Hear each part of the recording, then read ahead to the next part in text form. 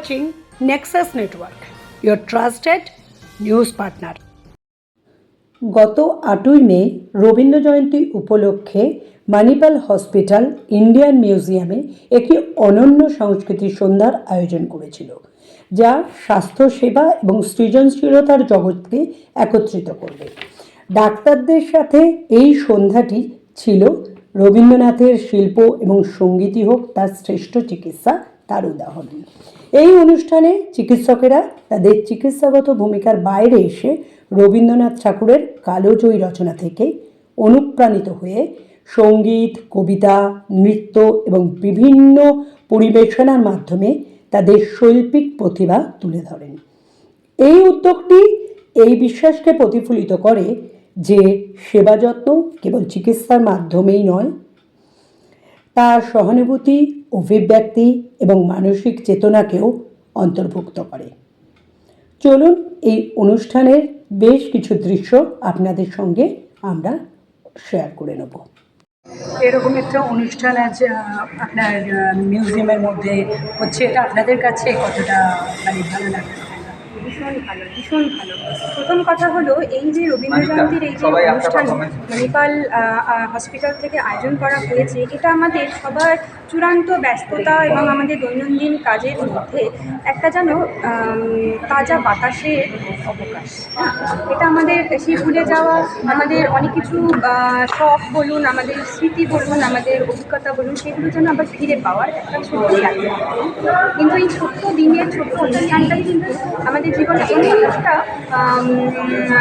ব্যাপ্তি এনে দেয়, যেটা নাকি আমাদের আগামী দিনে কাজ করার ক্ষেত্রে, সমাজ সংসারের সাথে মিশে এগিয়ে যাওয়ার ক্ষেত্রে বড় একটা আমাদের স্বাধীনতা এনে দিচ্ছে। আর আজকের এই পার্টিকুলারলি ইন্ডিয়ান মিউজিয়ামে এই যে একটা অদ্ভুত অ্যাম্বিয়েন্স, এই 200 বছরের কাছাকাছি এই যে আমাদের ইন্ডিয়ান মিউজিয়াম, এবং 203 বছর 203 বছর হয়ে গেল। তো এইরকম একটা পরিবেশে এইরকম অনুষ্ঠান, আমি এখানে আগে এসেছি অন্যান্যদের অনুষ্ঠান শুনতে, কিন্তু আমাদের নিজেদের হসপিটালের অনুষ্ঠানে নিজে পারফর্ম করা না, এটা একটা অদ্ভুত একটা আনন্দ।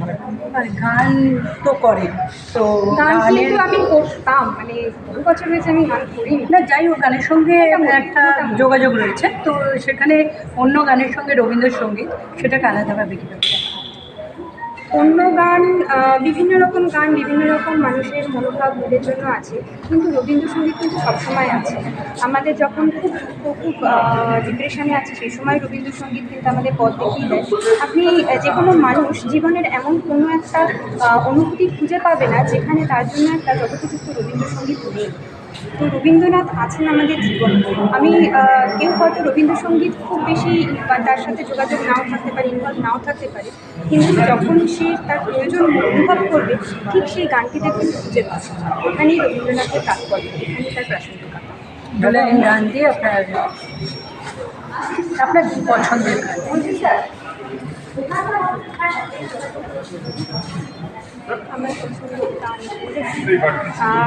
ম্যাম, আর একটা প্রশ্ন করে নিচ্ছি। ম্যাডাম, আজকের সমাজে এই মুহূর্তে দেখা যাচ্ছে যে এত সন্ত্রাস, মানুষের মধ্যে হিংসা, কিন্তু রবীন্দ্রনাথ ঠাকুরের যে জীবন বা উনি যা দিয়ে গেছেন আমাদের, সেই শান্তির বার্তা কবিতার মাধ্যমে বলি, গানের মাধ্যমে, সেটা কতটা মানুষকে প্রভাবিত করে জানি। অনেক করে রবীন্দ্রনাথ সবই দেখুন, শান্তির বার্তা কিন্তু যুগে যুগে সমস্ত অবতারেরাই দিয়ে গেছে।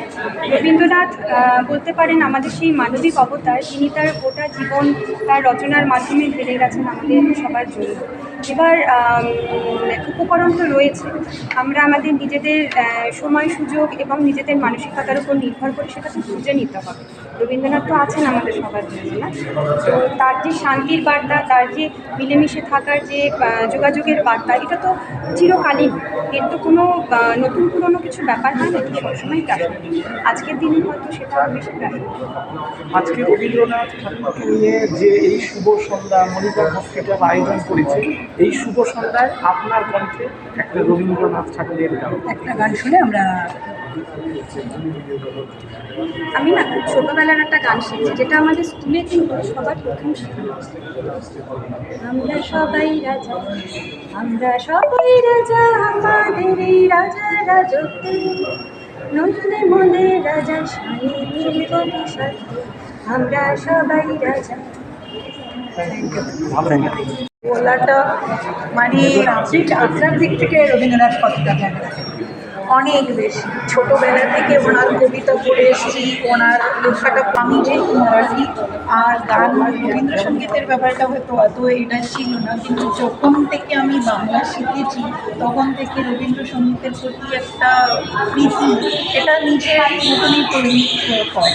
আর প্রত্যেকবার এটাতে পরিবেশন করতে ভালো লাগে। আমাদের কনফারেন্সগুলোতেও আমি করেছি, আমাদের আইএমএ কনফারেন্স, আর এটাতে প্রতি বছরই আমরা গান আর এটা করি। সেখানে রবীন্দ্রনাথ ঠাকুরের গান না হলে সেটা কোনো দিন শেষ হয় না। আর ডক্টর হিসেবে সময় খুব কম পায়, তো গান তো প্র্যাকটিস করার সময়ও খুব কম।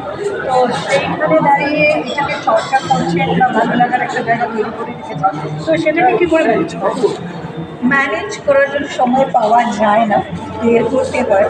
কারণ সঙ্গীতের প্রতি সেই ভালোবাসাটা আছে বলে আমি একটু শাস্ত্রীয় সঙ্গীতটা শিখি। অলরেডি সিনিয়র ডিপ্লোমাটা করেছি আমার এলাহাবাদ ইউনিভার্সিটি, তো তার সঙ্গে আমি Rabindrasangeet here with you, here with one of because that is the confidence building exercise that patient gets every time. Because 50% of the treatment is surgical and medical, but 50% of it is psychological. If they feel they are being treated, they become 50% of it because they need that courage to undergo surgery. Like I do heart transplant and bypass surgery, so patient needs a lot of confidence from me that I am one of you. I am the one who is doing the surgery. One day I also can undergo the same surgery. আর গানটাকে লাইফে কতটা It's amazing de-stressor. They say vocal cord irritation. When you're very irritated, you shout. That is God's signal to your brain. Shout. Your vocal cord gets stimulated. Instead of that, if you sing also with someone, you get relaxed. So your vocal cord stimulation is very important every day. It's one of the most amazing de-stressor. এত প্রেশারে থাকেন, তারপর পাশাপাশি গানটাকে চালাতে পারেন। तो operation theatre और रविंद्र सर की चली নিজে প্র্যাকটিস করার সময় পাই। प्रैक्टिस तो আমি যখন কারে ড্রাইভ করছি ক্যারোকে লাগিয়ে দিয়েছি दैट इज डिस्ट्रेसिंग आल्सो आपका फेवरेट सॉन्ग जो कि रविंद्र संगीत में है वो जरा हम लोग को हमारे दर्शक को सबसे अच्छा जो आपका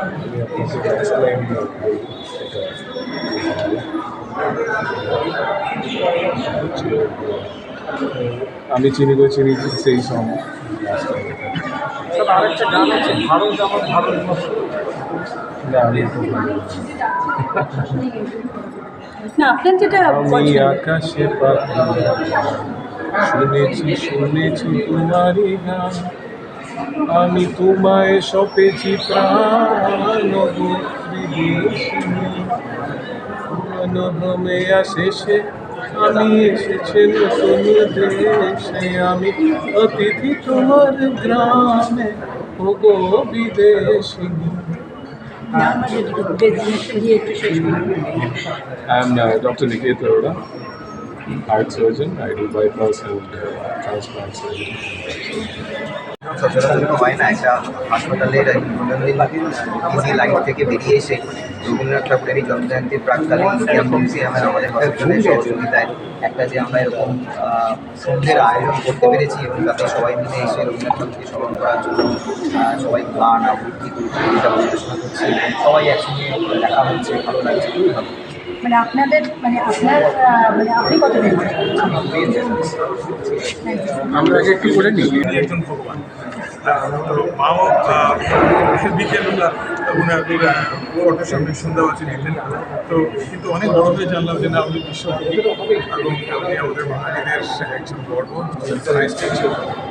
তো রবীন্দ্রনাথের কথা বলতে গেলে মানে ওনাকে যে ভাবার ওনাকে অনুভব করার ক্ষমতা আমাদের নেই, কিন্তু আমরা প্রত্যেকের ভাবে রবীন্দ্রনাথকে দেখি। আর আমি বলবো যে ওনার যে দর্শন, ওনার স্মৃতিচার সব কিছু নিয়ে আমাদের পুরো জীবনটাই কেটে যাবে। আর আজকে এই যে একটা ভিন্নভাবে আমরা মণিপাল হসপিটালের তরফ থেকে এখানে ইন্ডিয়ান মিউজিয়াম এসেছি, আর এই জায়গাটাও খুব একটা নস্টালজিক একটা জায়গা। তো আমরা সবাই মিলে খুব রবীন্দ্রনাথকে স্মরণ করছি। হয়তো উনিও এখানে এসেছেন, রবীন্দ্রনাথ ঠাকুর, কারণ উনি বললেন যে ইন্ডিয়ান মিউজিয়ামে 203 বছর, ঠিক আছে, একটা বিরাট নামে সঞ্জীবী সেটা নাম ছোট একটা ইংলিশে করে তখন চারটে পাঁচটা ল্যাঙ্গুয়েজ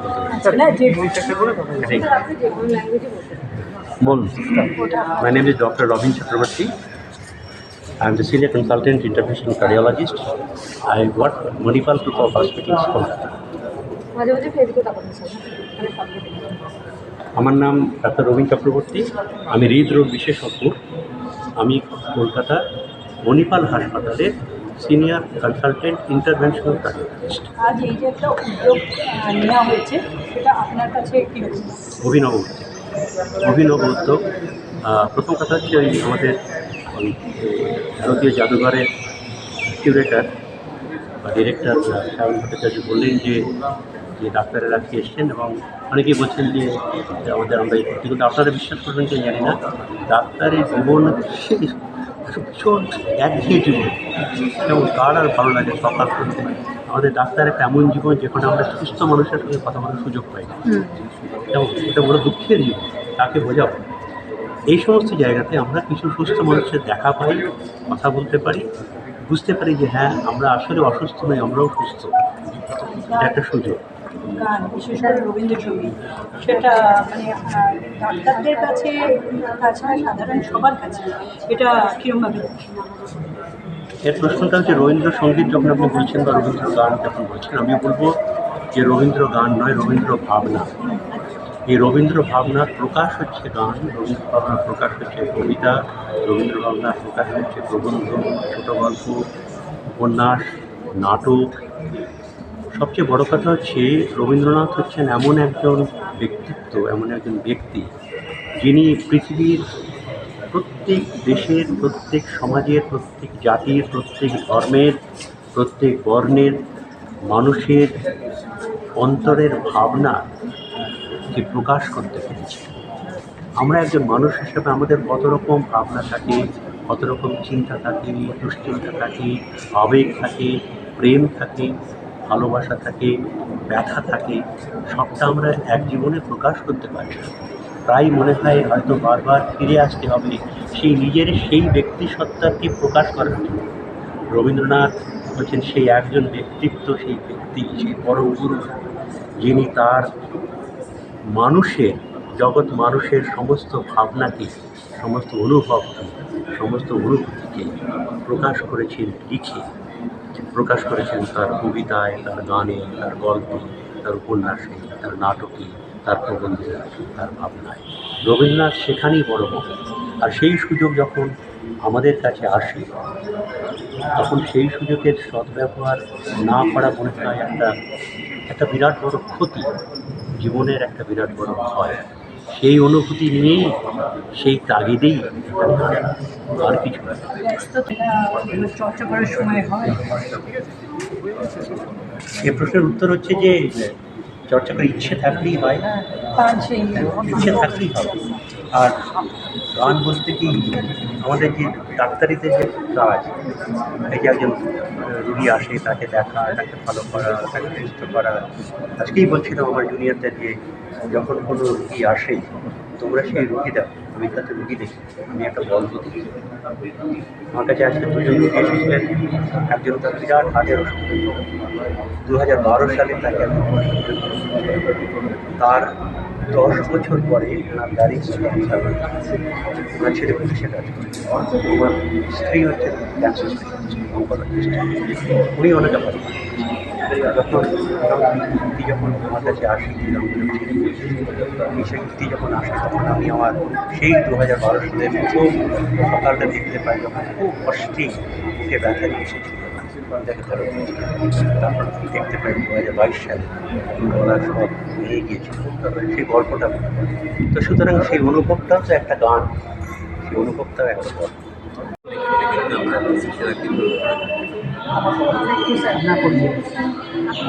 আমার নাম doctor Amar Hossain, hospital, professor of neurology, আরো আরো আরো প্রাণ ভরিয়ে ঈশা ভরিয়ে মোরে আরো আরো আরো তবু জীবন আরো দাও স্থান মোরে আরো আরো আরো দাও প্রাণ প্রাণ ভরিয়ে ঈশা হরিয়ে মোরে আরো আরো আরো দাও প্রাণ।